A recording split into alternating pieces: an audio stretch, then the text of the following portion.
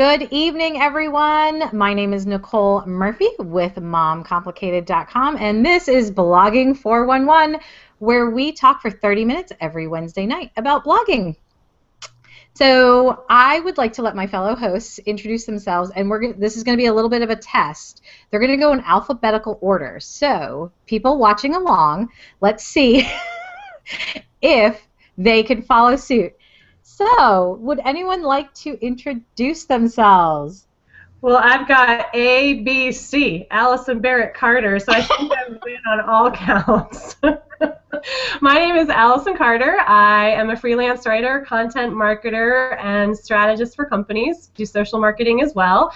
AllisonBCarter.com, and I have been blogging for about 4 years now, or almost 5 years now. Nice. And I am Randy Brown. I am a webmaster. I've been a webmaster since about 2006. I've owned several websites, and I'm also the owner of iHelpersLLC.com and iHelpers.net. Thanks, guys. You did it. You went in alphabetical order. Great job. And so tonight we're going to talk about DIY SEO, and that's do-it-yourself search engine optimization. But I feel like we need to start off with a definition of what is search engine optimization? Randy, can you help us out with that? Yeah, search engine optimization basically means making your website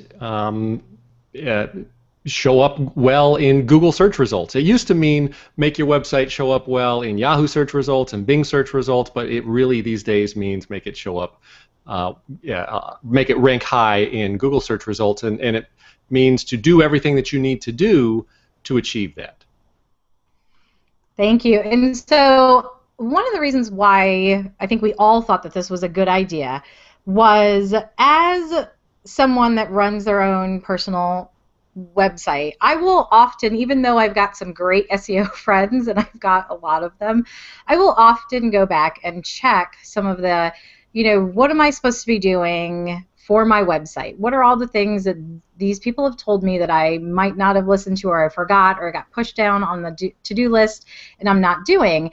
And I found an article on Plus Your Business, which I love, and it says your first 9 SEO tasks. And number 1, set up Google Analytics. Like when, usually everyone can do that on their own. Number 2, set up Google Webmaster Tools. Okay. That one's usually pretty, just as easy as Google Analytics. And then 3 through 5 get a little scary, and I think this is where people kind of shut down and then they just walk away and then go back to blogging and they don't pay attention. 3, really quick, is check your indexing status. Number 4 is run a crawler on your site, and number 5 is pull keyword volume data. So I feel like those get really, really scary, and then what I hear is call agency. And so what do you guys have to say about numbers 3 through 5 on there? Okay, well first, what was number 1? Set up Google Analytics. That's wrong.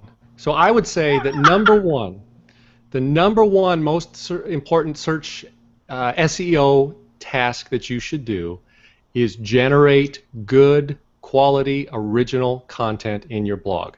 That's going to be the biggest pie, the biggest piece of the pie in the whole pie chart of SEO. That's the biggest hunk. You got to have good stuff. You got to have original stuff.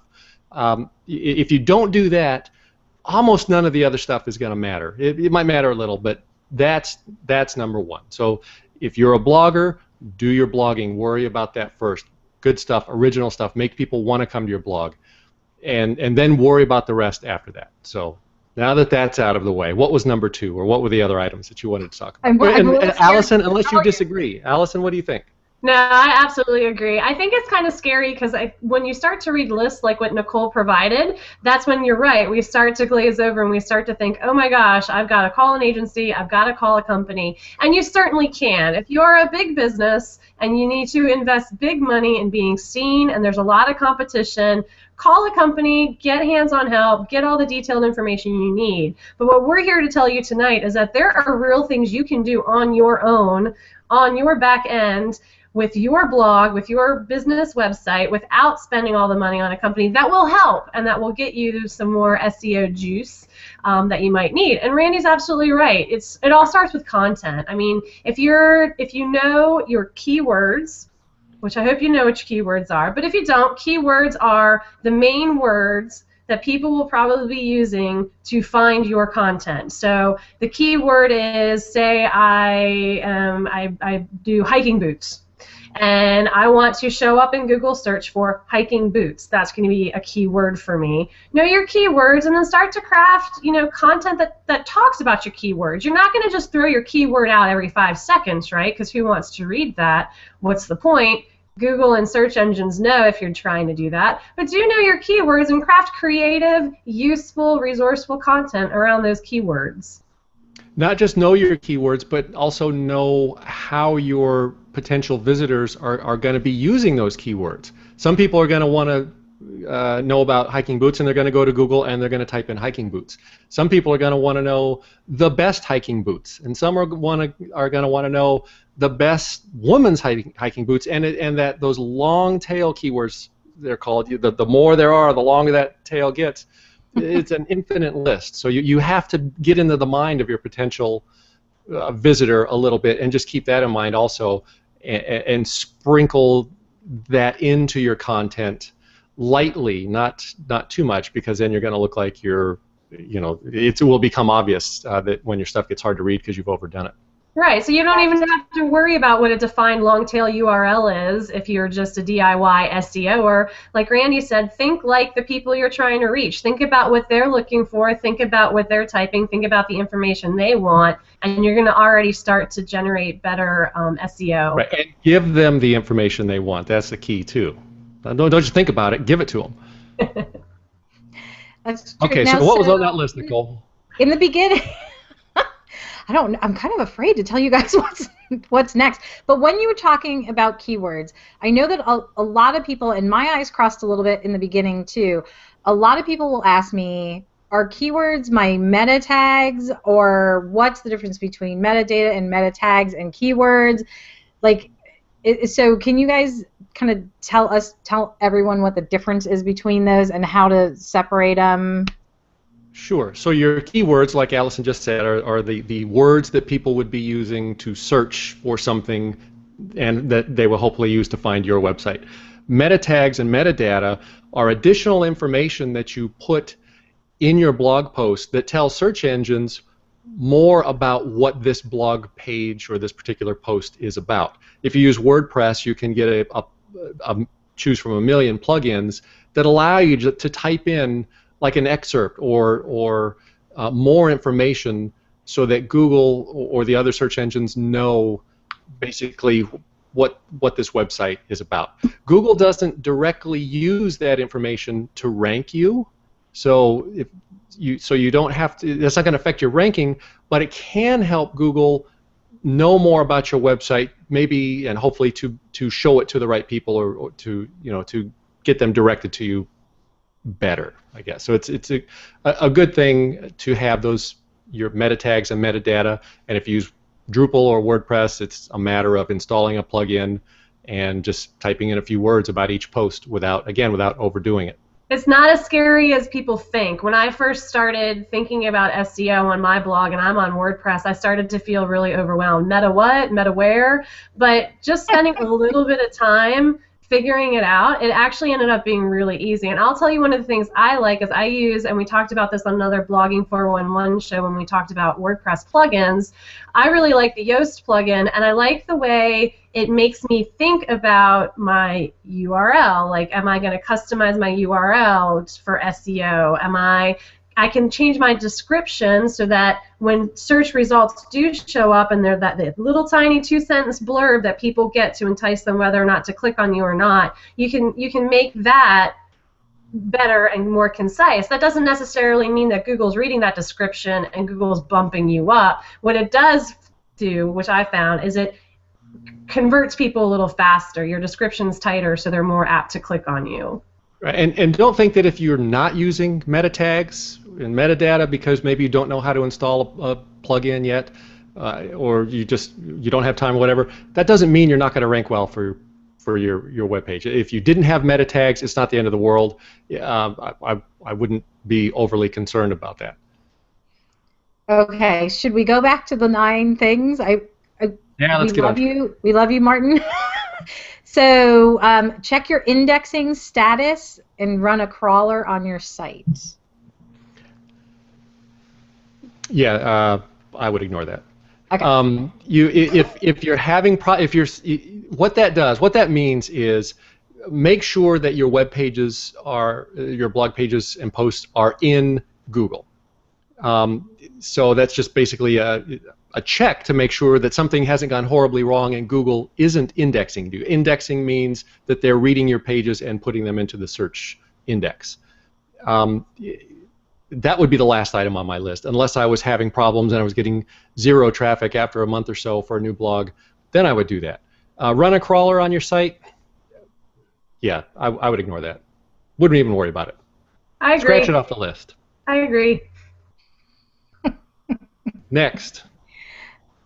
I'm going to skip to one that we'll actually agree with. Optimize the title tags of your site. Okay, so by Right? title tags, Yes. we're referring to the actual title of your blog posts. Yeah, that was actually very confusing to me when I first started. Okay, And so I think I when actually you're wrote in down and asked Allison about it. what? I was going to say it was very confusing to me when I first started to blog and when I was trying to combine my blogging novice knowledge with what I was picking up on SEO and the difference between title tags, meta tag, and H1. They're just Okay, so that's whenever you're all very confusing. confused as a blogger, when you're confused, always fall back to rule number 1: just write good stuff, write good shit. That's all you got to worry about. So the title tags we're talking about is the title of the post, you know. Yeah. And by optimizing it, generally you want to include the keyword, the search term that the people you think will be searching for will be using. So that will tend to rank higher or carry a lot of juice in Google determining what your page is about and where it's going to be in the search results. So I would say yes, you want to optimize it. You want to put a little thought into the title of your post. Don't overdo it. Don't overthink it. Make sure that the post still is a good title, because if it's not a good title, your readers won't care. But yeah, put some thought into it. Does it have the keywords? Does it accurately describe what this post is about? And spend 10 seconds on it, and then move on to a more important thing. But yes, I'll add you should do too. that. You know, I do a lot more like content writing, content strategy, and it's always hard to find that balance with your title between making sure that it's enticing and people want to read it, and not getting over cutesy with it so that SEO doesn't understand what it is. So it's optimized. So what happens is people tend to think that they're being all creative and cute and funny. And as a general reader, if the title comes across on Facebook, I might get what that article is about and I might be enticed to click it. But that doesn't mean that Google's going to understand what your cutesy funny title is about. So make sure that you're running that line between being interesting and entertaining and enticing with your title, but also making sure that your title is clear to somebody like Google and these search engines what it's about. That's a great point. Okay, so we are coming to number 7, and it's eliminate duplicate content. So that's a good one. Yeah, and what that means, it can mean a couple of things. So, one, you don't want to create any duplicate content. That means don't go to somebody else's website and copy and paste their hard work and stick it in your blog and take credit for it. That's duplicate content. It's very, very bad. Don't do that. The other thing is that you don't want to have duplicate content within your own website. You don't want to have maybe mistakenly a www.mypage.com and a non-www.mypage.com titles. That can confuse Google, although I think Google is really good these days at understanding the non-www versus the www, but you should have one.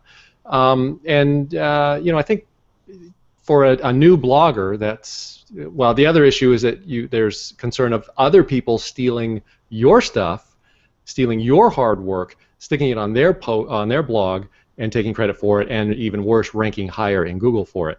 And that's a whole other issue that I wouldn't worry about. I think the most important thing is don't steal other people's content, and make sure that you don't have duplicate page titles, www and non-www, that sort of thing. And I'll add to that, what I see a lot of times with bloggers is that to get good SEO, it helps to guest blog, right? To get onto somebody else's blog, talk a little bit about the topic or your niche or whatever you're doing, and then link back and say, this is where I usually am. And bloggers are always looking for guests. We're always, wanting to help each other. What you don't want to do in that case is just pull your post from your blog that's already out there, that Google's already indexed, that's already existing, and just bam, plop it as your guest post, right? So that's duplicate content right there that you have self-created, doing what you think is a good thing by guesting on someone else's site. Modify that content, especially the first 100 words. Change it up a little bit. Maybe ideally you'd provide original content to where you're guesting, but don't just grab your post and plop it word for word onto somebody else's site in the effort to guest post. And, as long as we're talking about guest posting, because I know that's on the list also, let's talk about that too, if that's okay. Some SEO experts, they used to do this a lot. Now only now not as many will advise you to do this. They will tell you that you have to go out and guest post on other people's blogs, basically submit a post on somebody else's blog with a link to your website from their website, because Google wants as many links to your site to help rank you well, to do well in SEO. And recently there's been a lot of big changes in Google, in that Google is smart enough to realize that if you're doing these low quality guest posts at a high volume, at some volume that Google realizes is, hey, this guy is just trying to game us, then that will count against you. So anytime you're doing something for the sole purpose of trying to rank higher, Google is getting smarter and smarter at knowing that this guy is just trying to game us to try to rank higher, and they'll give you the bitch slap. They'll slap you down, meaning that you won't rank. And there are right now thousands, hundreds of thousands, maybe millions of webmasters scrambling to remove links that they've built over the years because they had hundreds, thousands of links coming in, and Google said, yeah, that guy's trying to scam us, and they gave him the slap, and they rank lower. So that doesn't mean don't guest post at all. I mean, but I think what Randy's trying to say is don't guest post to try to get SEO, right? Guest post to get in front of a new audience. Yeah, share your knowledge, but don't. I wouldn't even put a link in. I would think twice about putting a link in. If you want to guest post, put your name in there. People know who you are. Maybe put a description or a non-live link, a mywebsite.com, but without an actual clickable link, so that people can type it in if they want to find out more about you. But yeah, guest post to guest post, guest post to improve your authority or your image to people. But don't do that or anything just for the sole purpose of link building or increasing your SEO, because Google's pretty smart, and you don't want that B-slap because it hurts. Okay, so we've talked a lot about things that we should not be doing, and we've mentioned creating great content as one of them.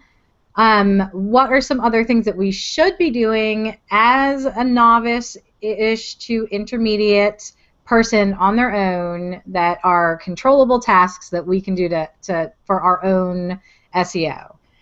So we've got write great content, possibly write for people, not Google. Can you explain what write for people, not Google really means? Yeah, well, earlier we talked about keywords, and so what some people will tend to do is when they're writing their blog posts, they're thinking so much about how Google is going to see this web page and how many times my keywords are in there, and they're not thinking about writing to their viewers. They're thinking about writing for Google. So, and when a viewer actually comes, they're not going to like what they see, and they're going to click away, and they're going to go somewhere else, and Google's going to detect that, and eventually it's going to count against you. So, write for people first. Keep in mind the keywords that you want to lightly sprinkle in a little. Keep it natural, and write for your visitors, not for bots or Google. So I can kind of give a personal example of this. A lot of times I sit down to write posts for clients or myself, and I'm thinking in my mind like, oh my gosh, I've got to get those keywords in the first 2 sentences to really get the best SEO out of this post. And then I sit down and I read the post, and it stinks because the first 2 sentences are like in your face, and there's no lead in, there's no gentle guiding into the topic, there's no like, hey, we're going to talk about this. It's like, we will talk about this, and this is my ultimate point. And you got to kind of back out of that and understand that, ideally you want your keywords to be prevalent. But again, like Randy said, if you're going to smack people over the face with that because you're trying to game a system that's constantly changing, by the way, don't. That's great. That's great advice. And one thing that we have not talked about is images. And images are huge in blogging right now. So what can we do to our images to help us in SEO? Well, we've talked about this a little before. First, I would say make sure that they are scaled and sized properly. When you take a picture with your camera, if it's a decent camera or even just a smartphone, the actual image dimensions is 2,500 or 3,200 pixels by 1,500 pixels. They're this big on your screen. If you just go and upload that to your blog, it will resize it usually so that it is sized properly, but it's still got it is in reality that big, fat, heavy download that somebody has to do to actually view it, and it slows your blog down. So you want to resize it to the proper dimensions that make sense in your blog, and then you want to compress it or optimize it. There's a lot of ways you can do it. A great way that I've been testing and been using is a WordPress plugin called Smushit, SMUSH.IT. As long as you resize it properly, so you want to make sure that it's sized, you can use free software to do that. You upload it, it will optimize it and basically make the file size smaller so that it's light and fast when people download it. So make sure that they're the right size and that they're optimized, and then make sure that you add the alt keywords and other metadata type information that WordPress makes real easy. Right when you're uploading it, you just type it in, a description of what the image is, the alternate, I forget what it's called, that shows if for sighted impaired people, or if it doesn't show on the person's screen, it'll show words of what it is. Make sure you have that in there, and I think those are the main things that I do. What did I miss, Allison? Well, I'm gonna go into the do nots again. I'm just calling me the do not negative person today, but don't, because I did this for a long time when I first started blogging because I didn't know. But a lot of times, if you take a picture with your smartphone or you take a picture with your camera and you plug your card in, the image is titled like IMG 2014-06-30, right? And then if you're a new blogger, you're like, that's a cool picture, I like that, I'm going to upload IMG 2014-06, right? And you have now in your media library this picture that actually the URL of the picture in your media library is that IMG blah blah blah. So customize even the name of your picture before you upload it with what it is. That's a really basic thing that you can do very easily, even if you don't get into all the alt text that can help you out. That one's so basic that, and I do that automatically, I even forgot about it. Didn't even come to mind, but that's an important one. Yes, rename it before you upload it. Yeah, so I was going to say rename it. This person shall remain anonymous, but I just looked up somebody who is a well-to-do SEO person, and their profile picture is 45 ABC blah blah blah. Ooh, I can't wait to tease them about that. The other thing that I was gonna talk about was, I think Kelly mentioned it on our plugin show, and I know she mentioned it last night when she spoke at the Raleigh SEO meetup, was Image Optimizer. It's EWW. And so if you are sitting at home going, I've got like 400 images on my site, you've got to be kidding me, this, from what I understand, this plugin will go ahead and go into your library and fix, it will optimize the images that are already there. Yeah, so if you want to check that one out. That's similar to that Smush. The Smushit will do it too? Yeah.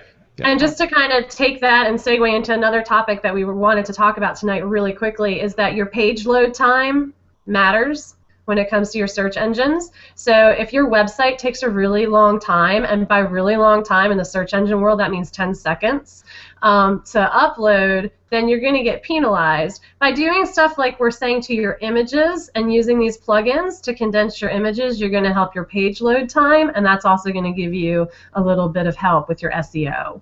Right. We could go into a whole show about making your website faster, but that is a key. Now, some experts will tell you that your website, the faster your website is, the better you will do in SEO, and I don't think that's true. I think it's if your website is slow, it may be penalized. So there's a limit. Google tells us they want a web load, a page load time of 2 seconds or less or something like that, and they do use the load time of web pages as a ranking factor, but again, just because it's fast doesn't mean it's going to rank better. But if it's slow, all else being equal, it most likely will rank lower. And there's everything from optimizing the HTML inside the web page to getting a fast website host that can all make it faster. And that's a whole other show on its own. Start with the images. Yeah, you can start by even checking your page speed. If you don't know what your page speed is, because when I first found out that information, I said, I don't know. What am I supposed to sit here with a stopwatch and see how long it takes for the page? Pretty much, yeah. Yeah. Well, you can look. That's a good measure. Is just type it in and see, and how long does it take to load? If it takes 2 seconds or 3 seconds, that's good. If it takes 12 seconds, that's a problem. A great testing web page speed test that I use is tools.pingdom.com, or you could just Google web page speed test and you'll get a lot of them. But Allison, tools.pingdom.com is a great way. You type in your URL and it will load it, and it will tell you how long it takes, and it will say here's some of the issues and some things that you need to look at, and then you can either fix them yourself or get a friend to help you fix them to speed it up. And that's a great place to start. Well, I wanted to say really quick, oh, shame on you, Allison, you don't get to speak anymore. Well, I didn't win the lottery. That call was not to tell me that I won the lottery, so what a bummer. So I was going to say, you can just Google the page, page speed test or whatever, but if you find out that your website is slow, you can, I don't know, Randy will never say this, Randy actually has a package, and he is very trustworthy, and he's a great person to go to, and he can help you speed up your website. You can just be like, Randy, yeah, we do have a package. And he'll fix it, because I do that all the time to him. We will look at your web page or your entire website to find if there's any issues. We will tell you if we can help you or not. Some websites are built, I looked at one just the other day, that we wouldn't touch. We said, you know what, we can't help you with this one because you've got so much stuff in there that's required. It's just, you know what, it is what it is. But almost always we can either point you to things that you need to do or do things that can speed it up, sometimes significantly. We've got one website that loads in average 253 milliseconds. That's less than 1 second. It's fast. It's fast. So yes, you can do a lot. And that again is when to know when to get professional help, right? Like you can DIY your SEO yourself by checking out your page speed. You can optimize your images with some real tools, that sort of thing. But when it comes down to when you get to the point of, okay, I can't DIY this anymore, we know some good people. And before we close, one of the things that was close to me to talk about with SEO, I think more because I have questions about it, is does Google authorship affect your SEO? Okay. With 1 minute left in the I know, but we've got to talk about this. We'll go 1 minute over because everybody knows it's not the authorship. It's not the authorship. It's the author rank that affects your SEO. Randy, I think I just heard like 350 SEO experts shiver all over the world. Yeah. So for those that don't a lot of experts the joke. I've seen in a lot of websites a lot of experts saying that you must add Google authorship to your web page to increase your ranking in Google, and that has not been shown to be true at all. And what that means, what they're talking about, is adding some code to your website which ties your web pages to your Google Plus account, so that when you search, if somebody searches and your website shows up, you'll see that little picture of the author, which would be your smiley face. Now, I'm hearing stuff today that those have gone away. All the pictures are gone. I don't know. I haven't seen that yet today, but they do occasionally go away. On the internet. Right. So anyway, nobody has shown, and Google has not said that using authorship increases your search rankings. Now, if the images are still showing, whether that's still working today or not, then that can be helpful because that might draw somebody's attention to your web page, even if it's not ranked number one. So you might actually get more visitors. But nobody has shown that authorship increases your SEO or SEO ranking, and author rank, as a term that's been invented and thrown around, has not been shown to even really exist. I think Google has stated many times that they would like to have something like that someday. They're working on it. They're going in that direction. But as far as we know today, that doesn't exist. And if somebody says I'm wrong, post a link to your data and your source, and we will discuss it. So as far as us DIY SEOers are concerned, if you can install your Google authorship easily through a plugin, I know WordPress has made it very easy now to establish authorship. Go ahead and do it. Do it.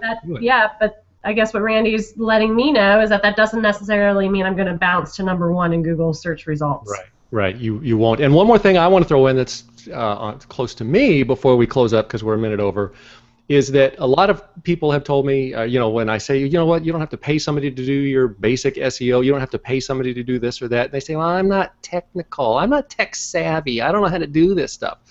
That's not an excuse.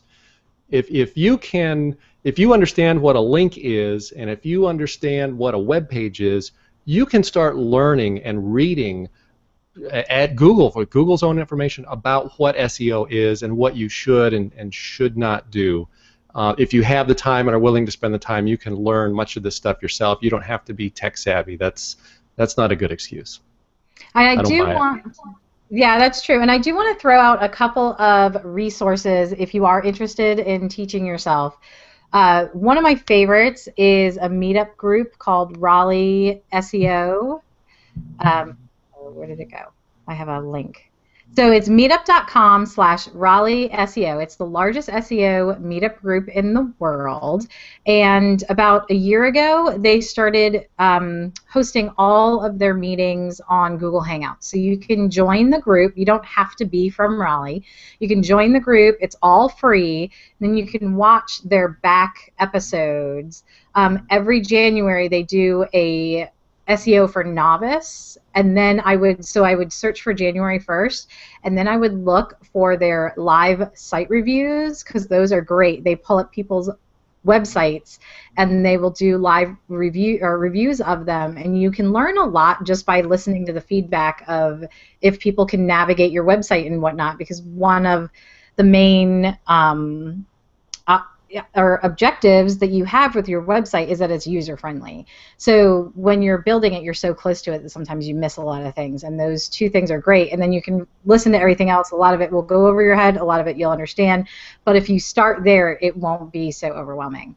And then, Randy, tell me, dumb SEO questions, are they still doing that every week? It's a great show. Unfortunately, I was featured on it once. One of my questions made it to the dumb SEO questions show. Yeah, as far as I know, that's still going on.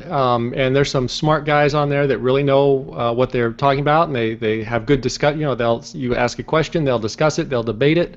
One guy will call the other guy an idiot, say he doesn't know what he's talking about, and they hash it out. So they don't just answer the question; they talk about it and discuss it. It's there's a lot of good information there. Okay, so that is Google. It's you go to Google Plus, and then they are under dumb SEO questions. So you can find them there, and you'll be able to look and find all their backlog as well, because I think they have over like 50 episodes, if not more. So those two resources are really great. Do you guys have any resources that you want to share? I didn't ask you ahead of time, but we're already over, so. Well, if you need to speed up your website, go to ihelpers.net or ihelpersllc.com. We've got a $99 supercharge website option to speed it up, or you don't pay. Ooh. Allison, what do you got?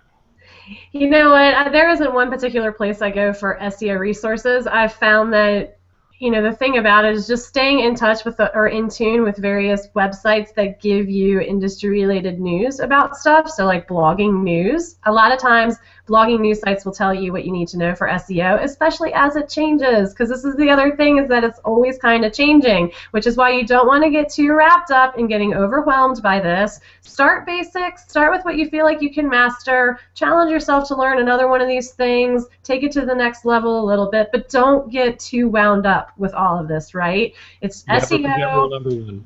Yeah, you can do it. You can do it. Just, stay in tune to kind of what other blogging groups are saying. If you're in Facebook blogging groups, if you're in LinkedIn blogging groups, that information is going to get to you if you're connected. And just kind of start with the basics and take it one step at a time. That's great. And next week, Allison and Randy had a very, very popular episode called Blogging Myths. I was off that week, and we are coming back with Blogging Myths 2, and we're super, super excited because we have superstar guest Mark Traphagen with Stone Temple Consulting, and he's going to join us next week for Blogging Myths 2, and we already have the event posted, so that if you have any questions, go ahead and put them in there already to make sure that we get to them. As you know, most of the time it's a 30-minute show, so the time goes fast. So I am really excited for next week. I think it's going to be a really fun debate, and I don't know if I'm ever actually even going to get anything in edgewise with the three of those guys.